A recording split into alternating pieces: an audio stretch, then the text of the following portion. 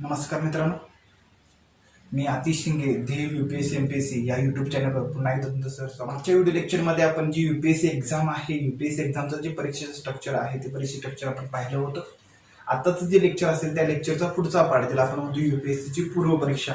यूपीएससीच्या पूर्व परीक्षेच्या सिलेबसचं आपण आता विश्लेषण करणार आहोत. आताचं लेक्चर सुरू करण्याच्या आधी मी फक्त थोडं रिवाइज करतो की मागच्या लेक्चरमध्ये आपण नेमकं काय पाहिलं होतं की यूपीएससी परीक्षा पॅटर्न कसा आहे. प्री परीक्षामध्ये की प्री परीक्षेमध्ये दोन पेपर होतात.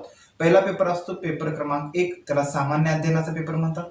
पेपर दुसरा असतो त्याला सीसॅटचा पेपर म्हणतात. त्यामुळे मॅथमॅटिक्स, बुद्धिमत्ता आणि आकलन शब्द येतं. हे दोन पेपरचं आपण विश्लेषण पाहिलं होतं. त्यानंतर पुन्हा यूपीएससी मेन्स मध्ये 9 पेपर होतात. पेपर पहिला असतो भाषा विषयाचा असतो, त्याला इंग्लिश कंपल्सरी म्हणतात. पेपर दुसरा असतो तो भारतीय भाषेचा असतो. पेपर क्रमांक 3 हा निबंधचा असतो. पेपर क्रमांक 4 हा जीएस असतो. पेपर क्रमांक 4 पासून जीएस 1, 2, 3, 4, 5 अशी, ठीक आहे, 4 पर्यंत असे टोटली 4 जीएसचे पेपर होतात आणि 2 मग ऑप्शनलचे पेपर होतात. असे टोटली 9 पेपर होतात. ह्या 9 पेपरचं स्ट्रक्चर आपण पाहिलं होतं. तुम्ही हा व्हिडिओ ऐकण्याच्या आधी तो मागचा व्हिडिओ पहिला ऐकून घ्या, म्हणजे तुम्हाला ह्या गोष्टी चांगल्या प्रकारे समजू शकतील. आताचे लेक्चर असणार आहे. आताच्या व्हिडिओ लेक्चरमध्ये आपण नेमकं काय पाहणार आहोत. आताच्या लेक्चरमध्ये आपण जे यूपीएससी एक्झाम आहे, यूपीएससी एक्झाम, ठीक आहे, यूपीएससी एक्झामचं जी पूर्व परीक्षा आहे, यूपीएससी एक्झामची जी पूर्व परीक्षा आहे, त्या पूर्व परीक्षेचं आपण विश्लेषण करणार आहोत. पूर्व परीक्षा यूपीएससी पूर्व एक्झाम कशी असते, त्या परीक्षेचा स्ट्रक्चर कसं आहे.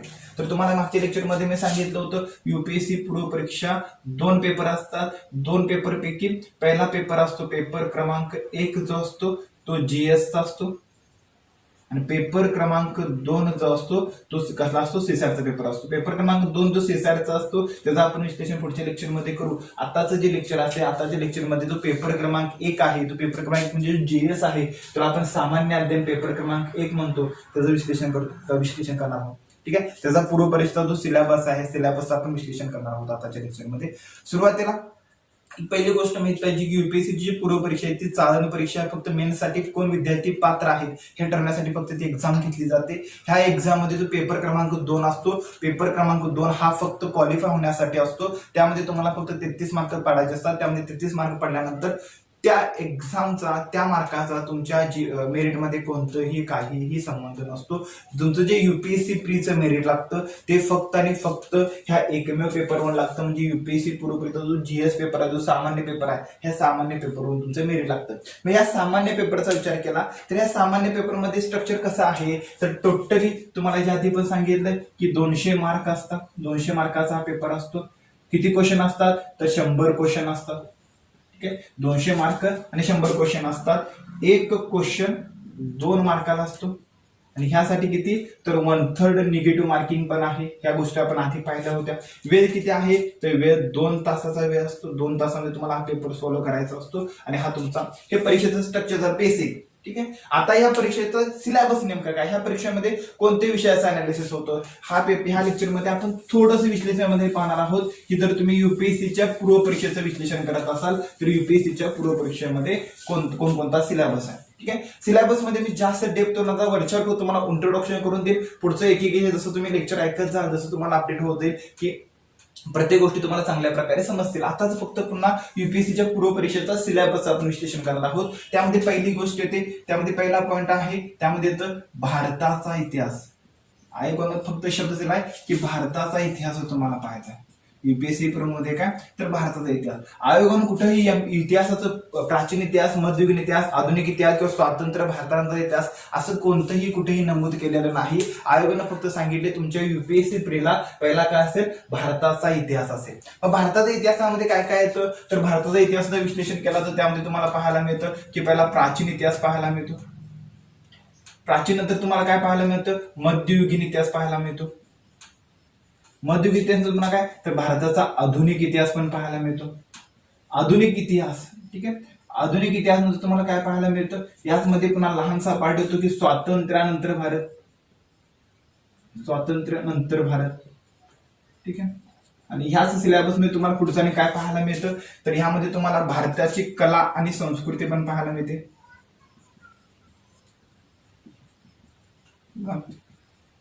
आपण जर आयोगाने दिलेला फक्त शब्दावर डिपेंड राहिलो की भारताचा फक्त इतिहास करायचा आहे, पण भारताचा इतिहास म्हणजे नेमकं काय त्याचं विश्लेषण करता आलं पाहिजे की भारताचा प्राचीन इतिहास, मध्ययुगीन इतिहास, आधुनिक इतिहास, स्वातंत्र्यानंतर भारत आणि भारताची कला आणि संस्कृती, ठीक आहे, हे स्ट्रक्चर थोडं माहित पाहिजे. प्राचीन इतिहासाचा विचार केला तर प्राचीन इतिहासामध्ये सिंधू संस्कृती असेल, वैदिक संस्कृती, उत्तर वैदिक कालखंड असेल, गौतम बुद्ध असेल, महावीर असतील, मौर्य साम्राज्य असतील, 16 महाजनपदे असतील, जे समुद्रगुप्तांचा कालावधी आहे, या समुद्रगुप्तांच्या कालावधीतून परीक्षेला क्वेश्चन येऊन जातात. मध्ययुगीन इतिहासामध्ये तुम्हाला अरेबियन संस्कृती, मुघल कालखंड आणि सल्तनतचा कालखंड ह्या 3 गोष्टी कराव्या लागतात. आणि आधुनिक इतिहासामध्ये ब्रिटिशच भारतामध्ये कधी आले आणि ते ब्रिटिशच भारतातून कसे निघून गेले हा सगळ्या इतिहासाचा अभ्यास करावा लागतो. आणि स्वातंत्र्यानंतर भारतामध्ये तुम्हाला आपण जेव्हा स्वातंत्र्य आपली धोरणं कसं होते, राजकीय धोरणं असेल, आर्थिक धोरणं असेल, आपली स्वातंत्र्यानंतर वाटचाल कशी झाल्या, त्यामध्ये जी महत्वाची युद्ध असतील किंवा काही महत्वाच्या घटना असतील ह्या परीक्षेला विचारतात, ते तुम्हाला माहित पाहिजे. आणि कला आणि संस्कृती, आता जर परीक्षेचे ट्रेंड पाहिलं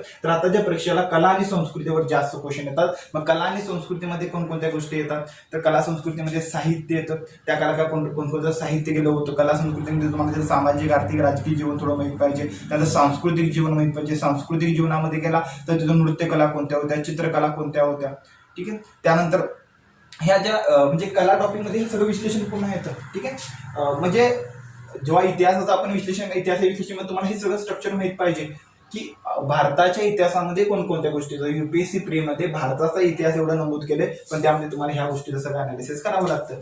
सगळं लेक्चर मी तुम्हाला सांगेन की प्रॉपर परीक्षेच्या दृष्टिकोनातून कोणत्या टॉपिकवर किती क्वेश्चन आले. त्यानंतर पुढचं व्हिडिओ लेक्चर असेल, पुढच्या लेक्चरमध्ये तुम्हाला मी आतापर्यंत मागच्या ज्या 5 युपीएससीच्या क्वेश्चन पेपर होऊन गेलेत त्या 5 पेपरमध्ये इतिहासामध्ये प्राचीन इतिहासावर क्वेश्चन किती आल्यात, मध्ययुगीन इतिहासावर क्वेश्चन आणि आधुनिक इतिहासावर क्वेश्चन किती आल्यात, हे सगळं डिवायडेशन करून तुम्हाला मी ते लेक्चर देईल. त्यामध्ये तुम्हाला समजेल की परीक्षेचा अप्रोच कुणीकडे असतो, की कोणत्या इतिहासावर जास्त क्वेश्चन आले, हे स्ट्रक्चर तुम्हाला माहित पाहिजे. पहिली गोष्ट म्हणजे युपीएससी सारख्या एक्झाम देणार असाल तर युपीएससी एक्झामचा जो सिलेबस आहे, तुम्हाला कोणत्या टॉपिकवर क्वेश्चन होतात त्या गोष्टी तुम्हाला चांगल्या प्रकारे माहित पाहिजे, ठीक आहे. त्यानंतर दुसरा भारताचा इतिहास, दुसरा सिलेबस मध्ये दुसरा टॉपिक येतो. दुसऱ्या टॉपिक मध्ये उल्लेख आहे भारत व जगाचा भूगोल. भारताचा आणि जगाचा भूगोल एवढा शब्द आहे.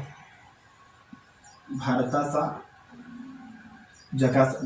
व जगाचा भूगोल, ठीक आहे. भारताबरोबर भारत व जगाचा भूगोल दोन्हीचा अभ्यास तुम्हाला करायचा आहे. मला वाटतं खूप महत्वाचं आहे. फक्त एका वाक्यात आयोगाने सांगितले की भारताचा व जगाचा भूगोल. मग भारताचा भूगोल मध्ये कोणतं, मग त्यामध्ये दिला की फिजिकल असेल, राजकीय असेल, प्राकृतिक असेल, ठीक आहे, किंवा सामाजिक असेल, ह्या भूगोलचा तुम्हाला अभ्यास करायचा आहे. पण भारताचा पण करायचा आहे, त्याचबरोबर जगाचा पण करायचा आहे. मग भारताचा भूगोल कोणता, तर भारताचा राजकीय, प्राकृतिक आणि सामाजिक सगळं आपण विश्लेषण करायचं. त्यामध्ये लोकसंख्या असेल, दारिद्र्य, सगळ्या गोष्टी येतात. आणि जगाचा भूगोलचा विचार काय, जगाच्या भूगोलचे काही प्रमुख सिद्धांत येतात, जसं प्लेट टेक्टोनिक थिअरी येतं, त्यानंतर पुन्हा भूखंडवन सिद्धांत येतो, त्यानंतर जगाचं हवामान येतं, जगाची बेसिक ओळख, ठीक आहे, म्हणजे भारताचा त्याचबरोबर जगाचा भूगोल, ठीक आहे. दोन्ही गोष्टी सांगितल्यात. जगाच्या भूगोलमध्ये तुम्हाला ब्रह्मांडाची निर्मिती, सौरमंडळ आपण क्वेश्चन गेल्यात. याच्या आधी सौरमंडळावर क्वेश्चन गेल्यात. आपण सौरमंडळाची निर्मितीचे वेगवेगळे सिद्धांत आहेत, त्या सिद्धांतावर क्वेश्चन गेल्यात की आपलं सौरमंडळ जे निर्मित झालं त्यामध्ये वेगवेगळे जे सिद्धांत आहेत त्या सिद्धांतावर परीक्षेला क्वेश्चन गेलेत. पुन्हा आपली जी पृथ्वी आहे, पृथ्वीचा अंतरंग आणि पृथ्वीच्या बाहेरंगावर क्वेश्चन गेल्यात. पृथ्वीच्या अंतरंग आणि पृथ्वीचं जे हवामान आहे, पृथ्वीच्या वातावरणाच्या वरच्या लेहर आणि पृथ्वीच्या अंतर्गत जे रचना आहे त्यावर सुद्धा परीक्षेला क्वेश्चन येऊन गेले. त्यानंतर पुढे जर तुम्ही गेला तर पृथ्वीचा अंतरंग आणि बाहेरंग गेला तर पृथ्वीचं जे प्रॉपर अक्षरवृत्त, रेखावृत्त, यावर क्वेश्चन आहे. पृथ्वीचं जे प्रॉपर हवामान आहे, हवामान जे कटिबंध आहे, ते दाबाचे पट्टे, जे स्थानिक वारे आहेत, गृहीय वारे आहेत, किंवा भारतामध्ये आपण त्याला म्हणतो आवर्त आणि प्रत्यावर्त, ह्यावर परीक्षेला भरपूर क्वेश्चन आहेत. आवर्त आणि प्रत्यावर्त जे हवामानचं टॉपिक आहे, तर जगाच्या भूगोलमध्ये सगळ्यात महत्त्वाचा कोणता टॉपिक असेल तर तो हवामान टॉपिक असेल. त्या हवामान टॉपिकवर सर्वात जास्त क्वेश्चन येऊन गेले, ठीक आहे. त्यानंतर तुम्ही बघा भारताचा भूगोलमध्ये म्हटला तर भारताची प्राकृतिक रचना तुम्हाला माहित पाहिजे. भारताचे विशेष करून जे आर्थिक भूगोलमध्ये जे भारताचे संसाधन आहेत आणि भारतीय संसाधनाचं जे वितरण आहे, त्यानंतर भारताचे जे उद्योग आहेत आणि उद्योगाचं जे वितरण आहे, त्या उद्योग आणि उद्योगाच्या वितरणावर आहे. भारतीय आर्थिक संसाधन आणि साधन संपत्तीवर सर्वात जास्त क्वेश्चन येऊन गेलेत. त्याचबरोबर भारताच्या प्राकृतिक पार्टवर क्वेश्चन आलेत. प्राकृतिकमध्ये पर्वत असेल, नद्या असेल, पठार असेल, किंवा त्याचबरोबर तुम्हाला भारताची नदी प्रणाली असेल, ह्या नदी प्रणालीवर सुद्धा क्वेश्चन भरपूर येऊन गेले, ठीक आहे. तर तुम्हाला मग काय काय करावं लागतं, भारताचा व जगाचा भूगोल, त्यामध्ये प्राकृतिक, सामाजिक आणि राजकीय 3 गोष्टी कराव्या लागतात, ठीक आहे. त्यानंतर पुढच्या सिलेबसमध्ये काय येतं, 3ऱ्या पॉईंटमध्ये येतं भारतीय राजघटना. भारतीय राज्यघटना. ठीक आहे, इथं शब्द आहे भारतीय राज्यघटना. ठीक आहे, याचा अर्थ तुम्हाला युपीएससी प्रीला राजनीती, दबाव गट यावर क्वेश्चन असत नाही, तर भारतीय राज्यघटनेचा बेसिक अभ्यास माहित पाहिजे. भारतीय राज्यघटनेच्या तुम्हाला तरतूद माहिती पाहिजे. त्यासाठी एखादं पुस्तक जरी यूज केला लक्ष्मीकांत, तुम्हाला भारतीय राज्यघटना चांगल्या प्रकारे समजू शकते. भारतीय राज्यघटना फक्त करायचं असतं, त्यामध्ये राजनीती, दबाव गट ह्या गोष्टी ह्या युपीएससी मेन्स मध्ये, प्री मध्ये मात्र तुम्हाला फक्त भारतीय राज्यघटना आहे, राज्यशास्त्र नाही, फक्त भारतीय राज्यघटना तुम्हाला समजून घ्यायचा. त्यानंतर पुढचा सिलेबस येतो भारतीय अर्थव्यवस्था. भारतीय अर्थव्यवस्था. बघा, हे दोन सब्जेक्ट मला खूप महत्वाचे असतात, कारण की भारतीय राज्यघटना आणि भारतीय अर्थव्यवस्था आहे, तिथं अर्थशास्त्र पण आहे, राज्यशास्त्र पण आहे. दोन्हीचं बेसिक तुम्हाला फक्त अभ्यास करायचा असतो, भारतीय राज्यघटना आणि भारतीय अर्थव्यवस्था. त्यानंतर पुढचा सिलेबस आहे, पुढच्यामध्ये गेला तर 5व्या पॉईंट मध्ये तुम्हाला पाहायला मिळतं सामान्य विज्ञान, सामान्य विज्ञान आणि तंत्रज्ञान, आणि तंत्रज्ञान. ठीक आहे, युपीएससी प्रीला मात्र ह्या सामान्य विज्ञान तंत्रावर भरपूर क्वेश्चन येतात, कारण की टेक्नॉलॉजी तुम्हाला माहित पाहिजे लेटेस्ट. यामध्ये तुम्हाला भरपूर अभ्यास करावा लागतो का, सामान्य विज्ञानचा फक्त बेसिक अभ्यास करावा लागतो, आणि सामान्य विज्ञानाचा जर बेसिक अभ्यास असेल तर त्या आधारे जे नवीन टेक्नॉलॉजी आल्या, नवीन तंत्रज्ञान आले, जे अप्लाइड सायन्स आहे, अप्लाइड सायन्सवर परीक्षेला जास्त क्वेश्चन येतात, जे तुमच्या परीक्षेला तंत्रज्ञान जास्त विचारतात. ठीक आहे, त्यानंतर पुढे गेला की सामान्य विज्ञान, तंत्रज्ञान. त्यानंतर पुढच्या सिलेबस मध्ये गेला तर पुढच्या सिलेबस पर्यावरण येतं, पर्यावरण, त्यामध्ये बायोडायव्हर्सिटी वगैरे. तर पर्यावरण नंतर मग पुन्हा त्या पर्यावरण नंतर पुढचा सिलेबस काय येतो, पुढच्या सिलेबस मध्ये एक सगळ्यात महत्वाचा आपण या चालू घडामोडी, त्याला आपण म्हणतो करंट.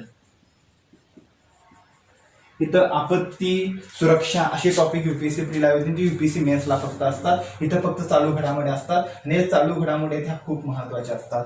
तुम्ही चालू घडामोडी, हे झालं परीक्षेचं प्रीचा सिलेबस. युपीएससीच्या प्रीच्या सामान्य अध्ययनाचा विचार केला तर युपीएससी प्रीच्या सामान्य अध्ययनामध्ये 7 भागामध्ये विभाजन होतं. त्याचं आपण असं काही जास्त विभाजन करू शकत नाही. 7, एक भारताचा इतिहास, भारताचा जगाचा भूगोल, भारताचा राज्यघटना, भारतीय अर्थव्यवस्था, सामान्य विज्ञान आणि तंत्रज्ञान, हे मेजर 5 विषय. त्या 5 विषयाचं म्हटलं तर इतिहासाला, भूगोलाला, अर्थशास्त्राला, राज्यशास्त्राला आणि विज्ञान, हे मेजर 5 विषय, आणि त्यानंतर पर्यावरण आणि चालू घडामोडी. ठीक आहे, असे युपीएससीचं बेसिक स्ट्रक्चर असतं प्रीचं. जर परीक्षेच्या दृष्टीने विचारलं तर युपीएससीच्या एक्झाम मध्ये कोणत्या टॉपिकवर किती क्वेश्चन येणार असं आयोगाने डिक्लेअर केलेलं नाही. जर तुम्ही राज्यसेवेचा अभ्यास करत असाल तर राज्यसेवेमध्ये मात्र आयोगाने डिक्लेअर केले की इतिहासामधून 15 क्वेश्चन येतील, विज्ञानामधून 20 क्वेश्चन येतील, असं आयोगाने राज्यसेवेमध्ये डिक्लेअर केलेलं आहे, एमपीएससी मध्ये डिक्लेअर केलेलं आहे. पण जेव्हा तुम्ही युपीएससीचा अभ्यास करता, युपीएससीच्या अभ्यासामध्ये असं कोणतंही डिक्लेअर नाही की ह्या सिलेबसमध्ये कोणत्या टॉपिक मध्ये किती क्वेश्चन येतील. आतापर्यंत जर विश्लेषण केला तर आतापर्यंतच्या विश्लेषणामध्ये तुम्हाला एक प्रमुख गोष्ट पाहायला मिळते की भारतीय इतिहासावर आतापर्यंत किती क्वेश्चन येऊन गेले, तर नियरली कमीत कमी भारतीय इतिहासावर आतापर्यंत कमीत कमी 12 क्वेश्चन आणि जास्तीत जास्त 25 क्वेश्चन येऊन गेले. किती? कमीत कमी 12, म्हणजे आतापर्यंत 12 पेक्षा कमी क्वेश्चन कधी आले नाहीत. 25 क्वेश्चन, 25 जास्तीत 25 पेक्षा जास्त. याचा अर्थ खूप महत्वाचा आहे. त्यामध्ये मग प्राचीन इतिहास किती आहे, तर प्राचीन इतिहासावर नियरली 6 ते 7 क्वेश्चन असतात. मध्ययुगीन इतिहासावर फक्त 2 ते 3 क्वेश्चन असतात. आणि आधुनिक भारताचा इतिहास तो खूपच महत्वाचा असतो, तो 6 ते 7 मार्काला क्वेश्चन येतात. ठीक आहे, आणि भारताचा स्वातंत्र्य भारत आहे, एखादा क्वेश्चन यातून. ठीक आहे, आणि भारतीय कला संस्कृती यामधून 2 ते 3 क्वेश्चन येतात. ठीक आहे, म्हणजे परीक्षेच्या दृष्टीने मला विचार केला, हा हे थोडं कमी जास्त आहे, तर प्राचीन इतिहास जास्त आले तर आधुनिक भारताचं कमी होतं, मध्ययुगीन इतिहासावर जास्त आले तर कला संस्कृती कमी होतं, कला संस्कृती जास्त आलं तर मध्ययुगीन इतिहास कमी होतो. ठीक आहे, हा हे थोडं परीक्षेच्या फॉर्मॅटचं थोडं परिवर्तन होतं. मी नियरली सांगतोय की कोणत्या टॉपिक मध्ये किती क्वेश्चन येतात. तर प्राचीन इतिहास आणि कला संस्कृती हे दोन्ही एकत्र केला तर ते खूप महत्त्वाचं, यातून जास्त क्वेश्चन येतात, आणि आधुनिक भारताच्या इतिहासातून जास्त क्वेश्चन येतात, मध्ययुगीन इतिहासामधून सगळ्यात कमी क्वेश्चन येतात. भारताचा भूगोलचा विचार केला तर भारताच्या भूगोलमध्ये भारताने जगाच्या भूगोलमध्ये विचार केला तर कमीत कमी 12 आणि जास्तीत जास्त 25 क्वेश्चन येऊन गेले. 24 क्वेश्चन परीक्षेला येऊन गेले. फक्त जॉग्राफी विषयाचे 24 क्वेश्चन परीक्षेला येऊन गेले. ठीक आहे, त्यानंतर पुन्हा भारतीय राज्यघटना विचार केला. भारतीय राज्यघटना त्यामध्ये आयआर पण ऍड होता, आंतरराष्ट्रीय संबंध. ह्या दोन्ही गोष्टी एकत्रित परीक्षेच्या दृष्टिकोनातून ऍड केला बघितला तर भारतीय राज्यघटना आयआर मधून कमीत कमी 15 क्वेश्चन आणि जास्तीत जास्त 33 क्वेश्चन सुद्धा परीक्षेला येऊन गेले. तर तुम्ही 2017ची युपीएससीची प्रीची क्वेश्चन पेपरचा अनालिसिस केला तर 2017च्या युपीएससी प्री मध्ये भारतीय राज्यघटनाने आयआर मधून 33 क्वेश्चन आले होते, दोन्ही एकत्र केलं तर. ठीक आहे, याचा अर्थ बघू तुम्हाला समजू शकतो की किती महत्वाचा आहे भारतीय राज्यघटना. भारतीय अर्थव्यवस्थेचा विचार केला. भारतीय अर्थव्यवस्था आणि त्यामध्ये तुम्ही योजना, सरकारच्या जे वेगवेगळ्या योजना आहेत, योजना जर ऍड केला तर नियरली भारतीय अर्थव्यवस्थेवर 15 क्वेश्चन आणि योजनेच्या 7 क्वेश्चन. याचा अर्थ कमीत कमी 15, जास्तीत जास्त जे क्वेश्चन किती येऊ शकतात तर कमीत कमी 15, जास्तीत जास्त 22 ते 25 क्वेश्चन येऊ शकतात फक्त भारतीय इकॉनॉमिक्सवर. कारण की त्यामध्ये योजना जर ऍड केलं तर 25 क्वेश्चन होतात, जे कमीत कमी 15 असे 25 एवढे क्वेश्चन येऊन गेले. ठीक आहे. त्यानंतर विज्ञान आणि तंत्रज्ञान विचार केला तर विज्ञान तंत्रज्ञान 10 ते 15 क्वेश्चन येऊ शकतात, कमीत कमी 8 आले 9 आले. ठीक आहे. 8-9 क्वेश्चन आले, 10 आले आणि 15 पण क्वेश्चन येऊ शकतात.